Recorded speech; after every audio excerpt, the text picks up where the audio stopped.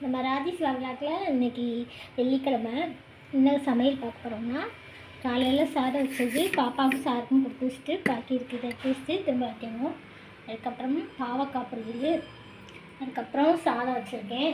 இன்றைக்கி காலையில் வந்து சாம்பார் தான் வச்சாச்சு. கொஞ்சம் லேட்டாக தான் வீடியோ எடுத்திருக்கேன், காலையில் எடுக்கிறதுக்கு நேரம் இல்லை. சாம்பார் வச்சு சூடாக்கணும் லைட்டாக. அதுக்கப்புறம் உருளைக்கிழங்கு அவிச்சு தான் பொரிக்க போகிறோம், அவிச்சு வச்சுட்டேன், பொரிக்கணும். அதுக்கப்புறம் காலையில் இன்றைக்கி என்ன சாப்பாடுன்னா, காலையில் கூழ் தான் கிண்டோம். பாக்கி கூழ் இன்னும் குடிக்கல, நானே ஆகும். எங்கள் 2 பேருக்கு நிறைய தான், அது பாதி எடுத்து வச்ச வேண்டியதான், இல்லைன்னா பக்கத்தில் யாருக்காவது கொடுத்துருவேன். காலையில் கூழ் ஈஸியான சமையல் தான் இன்றைக்கி வெள்ளிக்கிழமை.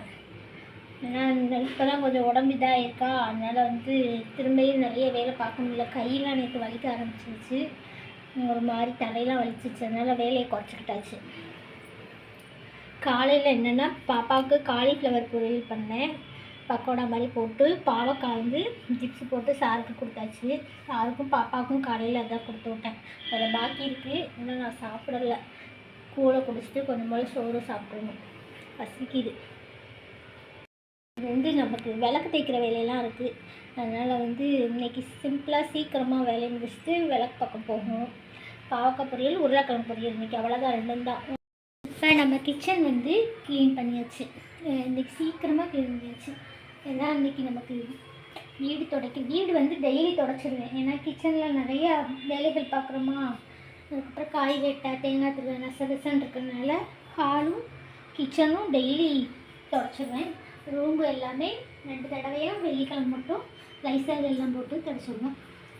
அதனால் சீக்கிரமாக இன்றைக்கி க்ளீனிங் வேலை முடிஞ்சு சாப்பிட்டாச்சு. சாப்பிட்டுட்டு சாயங்காலம் பாப்பா வந்து சாப்பிட்டுட்டுனா கொஞ்சம் சுவாதம் இருக்குது. அப்புறம் பாவக்காய் பொரிச்சதும் சாம்பாரும் கொஞ்சம் நல்லா இருக்குது, அதெல்லாம் நீட் பண்ணியாச்சு. இது வந்து நமக்கு வெந்நி தான் போடுறதுக்கு தண்ணி ரெடி பண்ணி வச்சுருக்கேன். அதனால் சிங்க்கு இன்றைக்கி எவ்வளோ அழகாக க்ளீனாக இருக்குது. இப்படி இருந்தால் பார்க்க நல்லாயிருக்கு. அதுக்கப்புறம் இனிமேல் சாயங்காலம் 6 மணிக்கு மேலே தான் கிச்சன் பக்கம் வருவோம். இப்போ போய் விளக்க தேய்க்க போகிற மணி 2 ஆயிடுச்சு. இப்போ விளக்கு தேய்க்கிறதுக்கு எடுத்து வச்சாச்சு. இந்த தண்ணி வந்து வைப்போம்ல டம்ளரில், பாருங்கள், இந்த டம்ளரில் தண்ணி வைப்போம்ல, அதில் 2 வேப்பலையுமே போட்டு வைப்பேன். இப்போ திரியை ஃபுல்லாக இதில் எடுத்து போட்டாச்சு. இது வந்து வேப்ப மரம் பக்கத்தில் இருக்குது, அதில் தான் இந்த திரி எல்லாத்தையும் இதோட கொண்டு போட்டுருவேன். இப்போ விளக்கெல்லாம் தேய்ச்சி எடுத்துகிட்டு வந்தாச்சு.